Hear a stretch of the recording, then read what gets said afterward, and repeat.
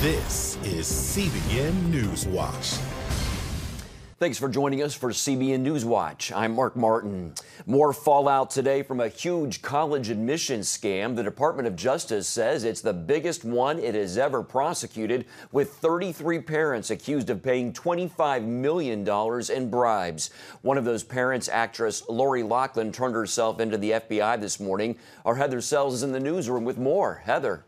Yes, Mark, this scandal involved a lot of wealthy parents who paid bribes to get their kids into 8 elite universities. And you might remember actress Lachlan. She played Aunt Becky on the sitcom Full House. Prosecutors say that she and her husband paid $500,000 to have their 2 daughters labeled as recruits for the University of Southern California's crew team. In fact, neither of the 2 is a rower. One daughter, Olivia J. Giannoli, started at USC last fall, and she is a big social media influencer.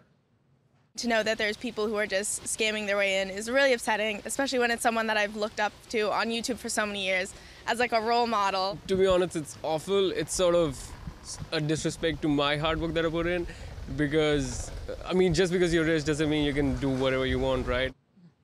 Authorities have also charged another well-known actress, Felicity Huffman, of ABC's Desperate Housewives. They say she paid a bribe to have an SAT proctor fix her daughter's test score. Other parents are also charged with paying similar bribes to the scam's alleged mastermind, William Singer. Numerous parents paid Singer between $15,000 and $75,000 to have someone either take the exam for their child or to correct their child's answers afterward. Mark, other parents charged include movers and shakers in the corporate world, and authorities say their investigation is not over. And this is all raising a lot of questions about the college admissions process and just how fair and transparent it is or is not. All right, Heather, thank you for that report. And for more on this, we're joined now by Nathan Harden, who's the education editor for Real Clear Education. Nathan, thanks for joining us. Good to be here. In the wake of this scandal, many are saying college admissions have always been for sale to some degree, but this scandal seems different. How do you see it? Well, I mean, it really sort of takes the mask off the system, doesn't it? I mean, to see that so many people were involved in the scandal is what's really striking. It would be one thing if this were, a couple of administrators and 1 or 2 schools, but we see dozens of people across many of the elite universities in our country involved in this. So it really makes you wonder if we're just seeing the tip of the iceberg. There are so many stakeholders in the education world, from college administrators and professors to students and their parents. What are you hearing, Nathan, from some of these different groups? I think people feel like, the optics aren't good. In other words, these are already kids who are privileged. They're coming from very wealthy families. They've had all the right test preparation, all the best private schools, and yet still they're getting this extra unfair and illegal advantage on top of all that. So I think there's a sense that maybe already we felt like, it's not necessarily a merit-based system to begin with, but to see that this over and above that, it's really disheartening for people who had trust in the system. And I mean, think about the person who got denied and one of these other kids got put in because their parent paid $1 million.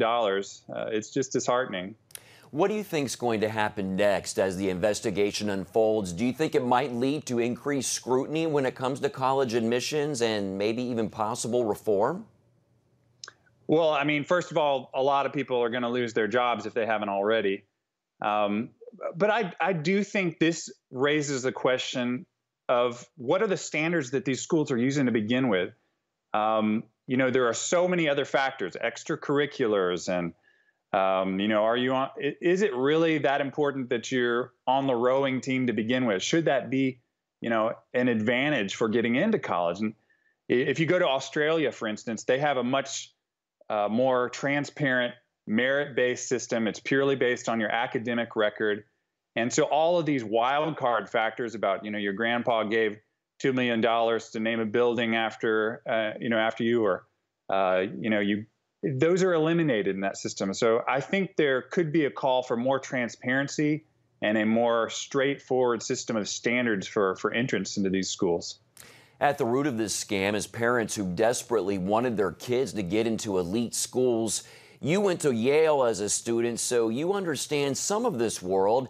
Do you think that getting into a top school should be a priority, and does it really make a difference?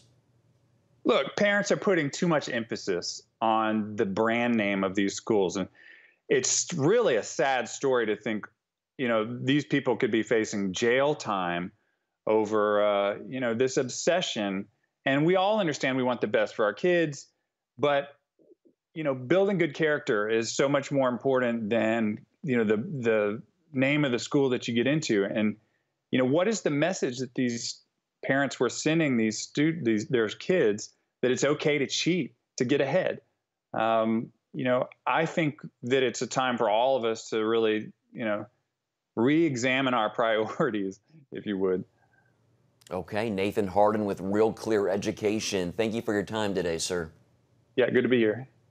The U.S. Department of Education has announced it will no longer enforce a restriction barring religious organizations from serving as contract providers of services solely because of their religious affiliation. U.S. Secretary of Education Betsy DeVos made the announcement Monday. The department said in a press release that the restrictions that require an equitable services provider to be independent of any religious organization are unconstitutional because they categorically exclude religious organizations based solely on their religious identity.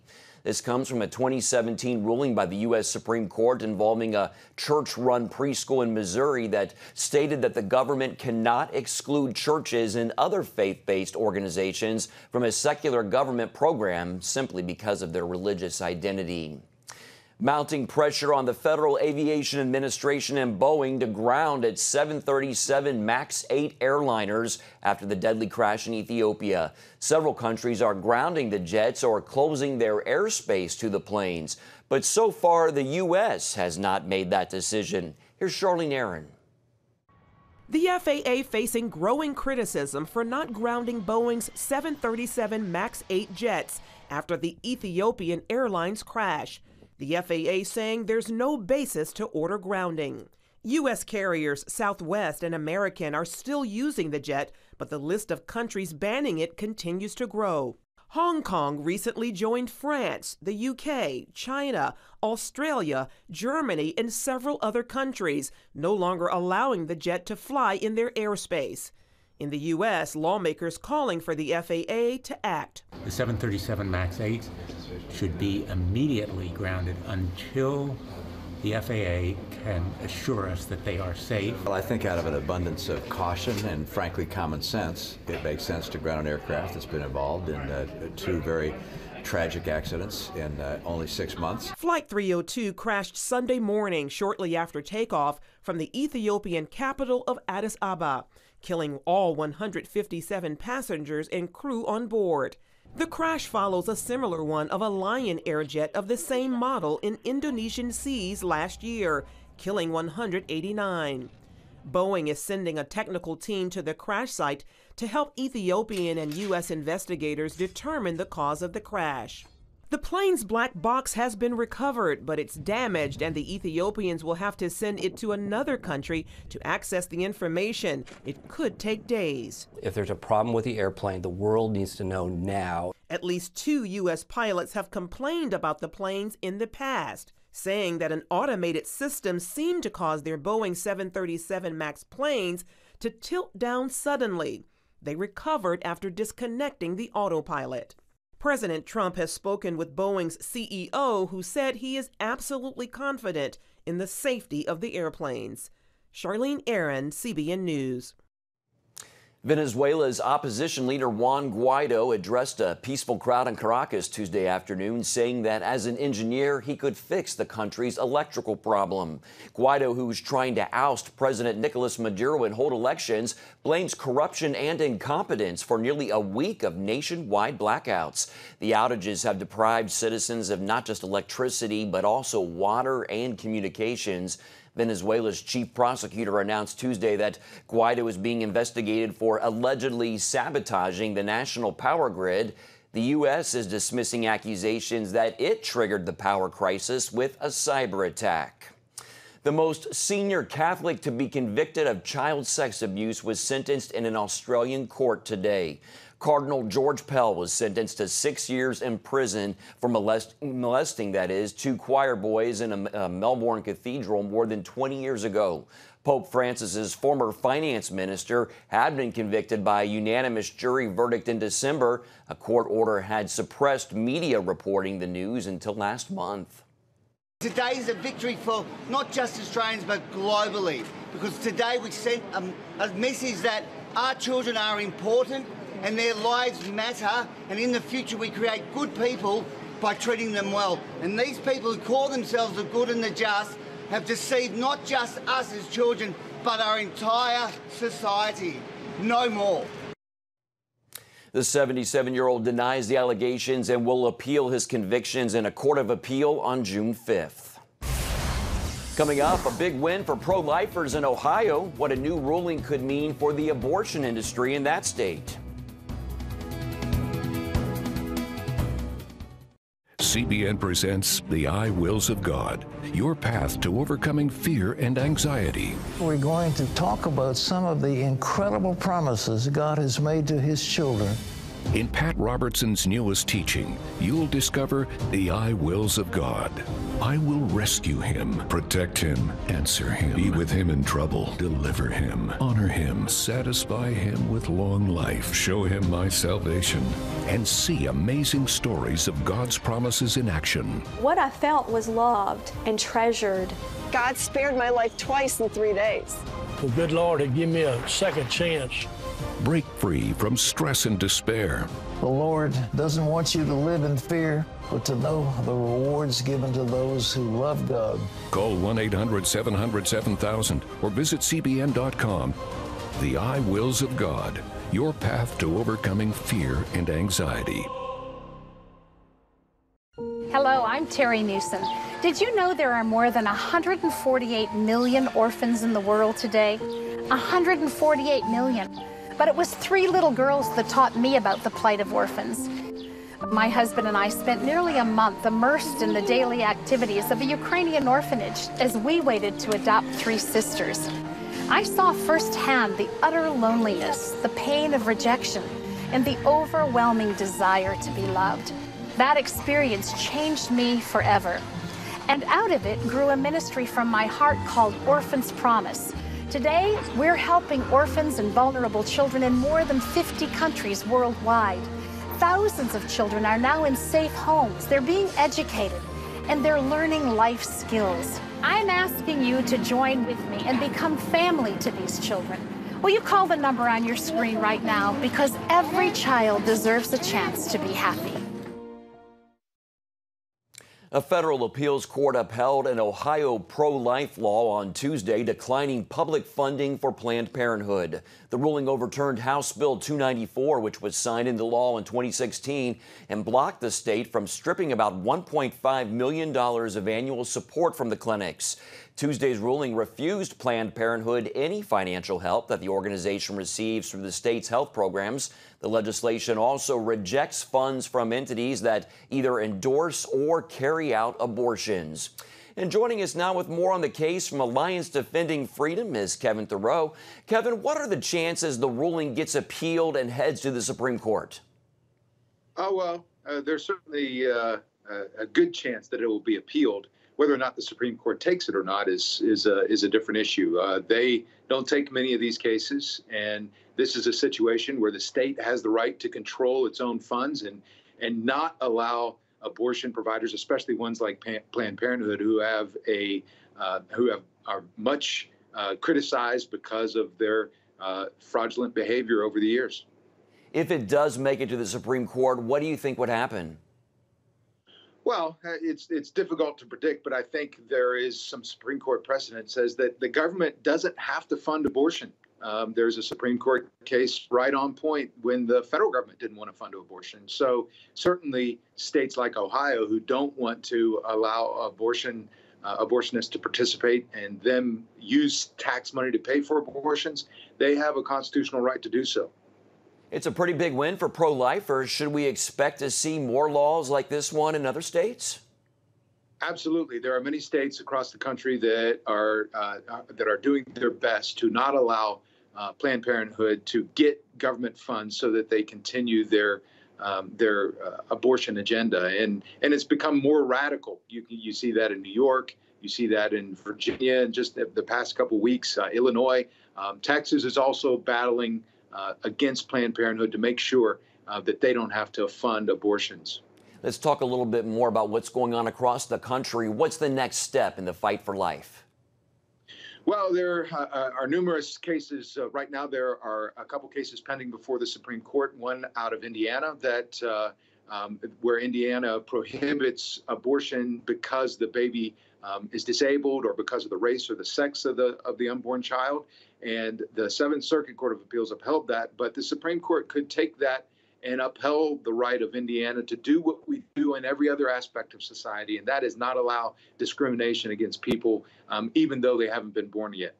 Are you encouraged by what you're seeing from pro-lifers in response to what you talked about earlier, the extreme pro-abortion measures that have been passed?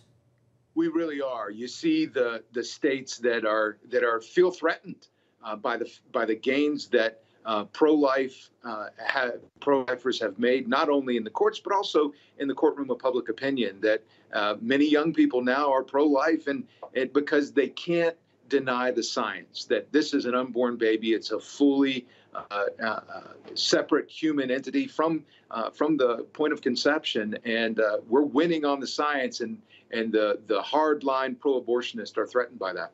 Okay, Kevin Thoreau with Alliance Defending Freedom. Thank you for your insights today, sir. You're certainly welcome. Appreciate you having me on. Coming up, how 2 college students are hoping to encourage their peers to read the Bible.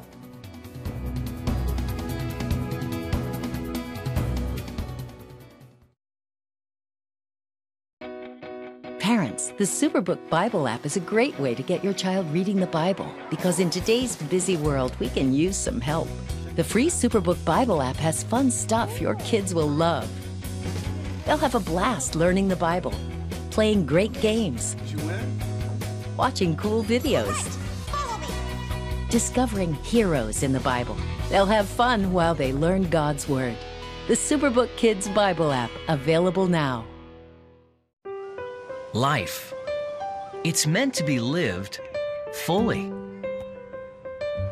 Jesus said it. I came to give you life. Life to the fullest. Life in your family. Life in your finances. Life in your body, mind, and spirit. Life in your everyday.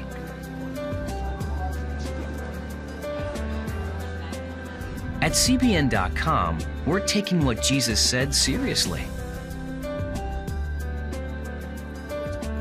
We're here to help you discover life. Life. Live it fully. CBN.com.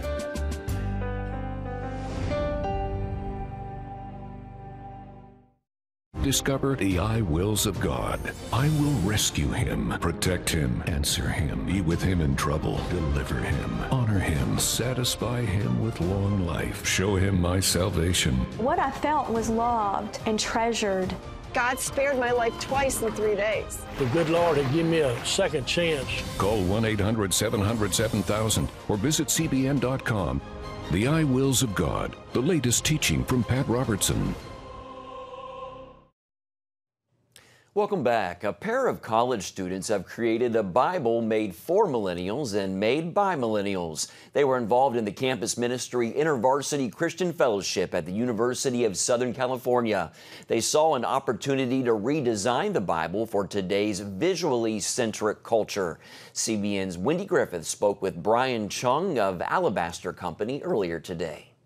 You grew up Buddhist. We've got to find out, first of all, how did you become a Christian? Yeah, well, My parents are Buddhist. I went to a Catholic middle school and went into college agnostic. I got reached out to by some nice people who happened to be Christian. They were part of this group called InterVarsity. And so they invited me to one of their Bible studies. And that's where I really discovered God for myself as an adult. And so it wasn't until after my freshman year in college where I decided to follow Jesus.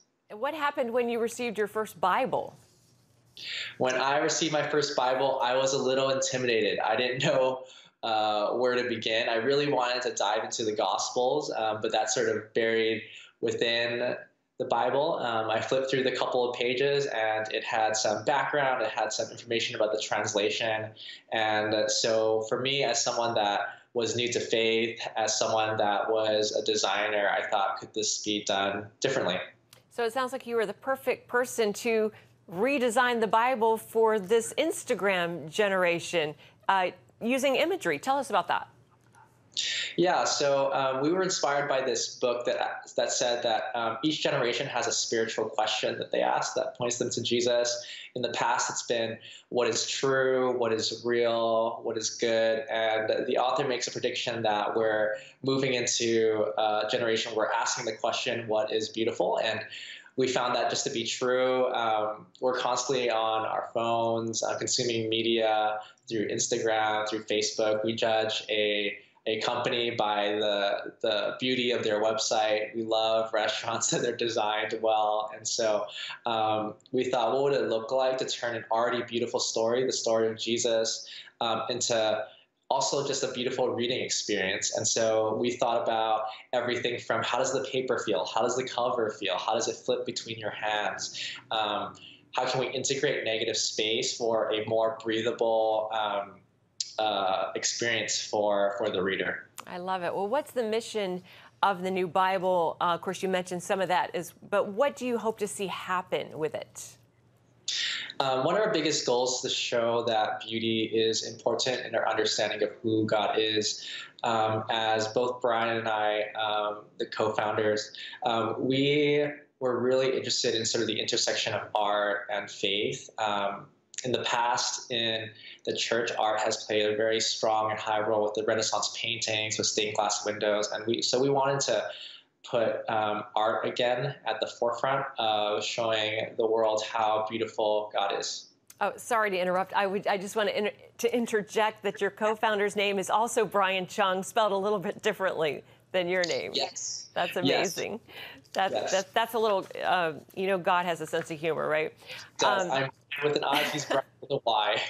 Well, Brian, how are people responding, and where can people get this Bible? Yeah, so people can buy our Bibles on our website, alabasterco.com. We ship within the United States and internationally. We also are on Amazon for folks who are located within the United States. And sorry, what was your first question again? How are people responding? And is it only just the physical Bible that you have, or do you have something online as well? Yeah, so people are loving our Bibles. The places that bring us most joy is the emails that come in saying, hey, I have a friend that didn't consider themselves a Christian, and they started reading your Bible, or my marriage wasn't doing well, and we read one of your Psalms book together as a couple, and it's been so helpful for our marriage. And so it's been really, really encouraging hearing those types of stories from our customers. Do you have a copy of it sitting right next to you? We have, yes, right over here. You've got to show it. There it is. Okay, Psalms. Beautiful. Love the cover, and there's lots of beautiful imagery inside as well. Yes. Well, Brian, thank you so much. We loved interviewing you and wish you guys all the best. I know it's going to be a big hit out there. Thank you, Wendy. Thanks for having us. Okay, God bless you. Neat magazine-style Bible. Well, after the break, a look at what's new in Hollywood as we look ahead to tonight's Studio 5 entertainment.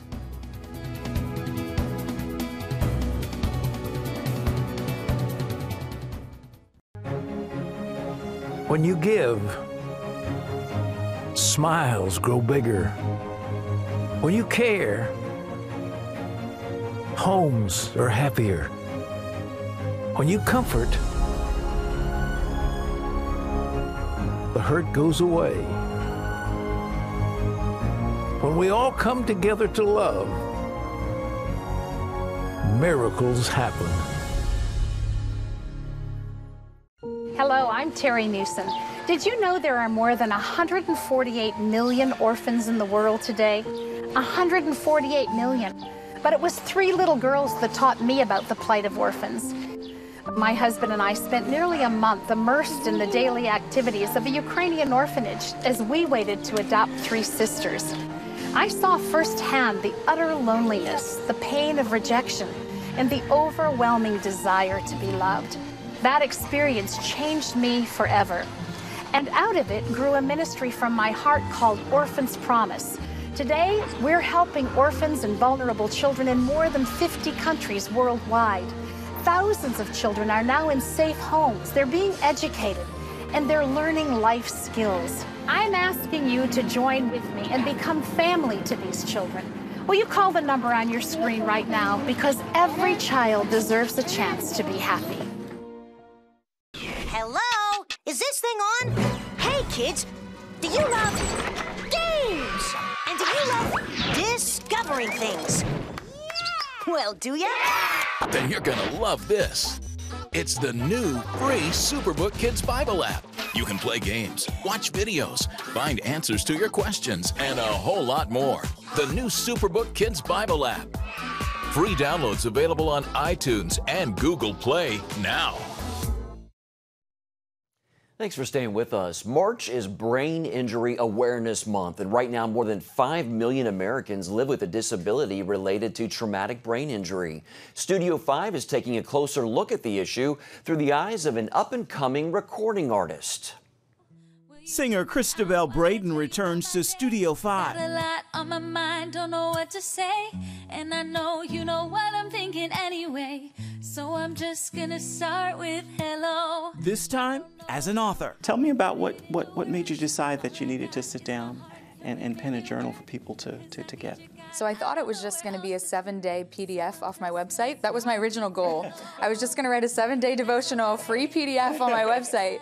And I started to sit down and write, and I just felt the Holy Spirit just like flowing out all of these scriptures. And as I was breaking down, it goes through the song lyrics of the song and takes through that journey. And as I was breaking down the lyrics and in the word and in the scripture, there was so much more. That sounds fascinating. Love her unique voice as well. We'll get Christabel's full story tonight. We also sit down with 3-time Grammy-nominated singer Brian Courtney Wilson, and we're taking you behind the scenes of the new film 5 Feet Apart. It's all on Studio 5 tonight at 9:30 Eastern, only on the CBN News Channel. That's going to do it for this edition of News Watch. Hope you'll join us next time. Have a great day.